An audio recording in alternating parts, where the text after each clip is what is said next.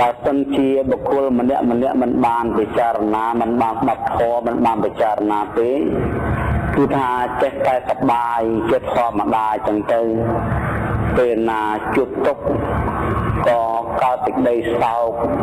កើតនៅសេចក្តីលំបាកតឹងនៅក្នុងអរ៉ា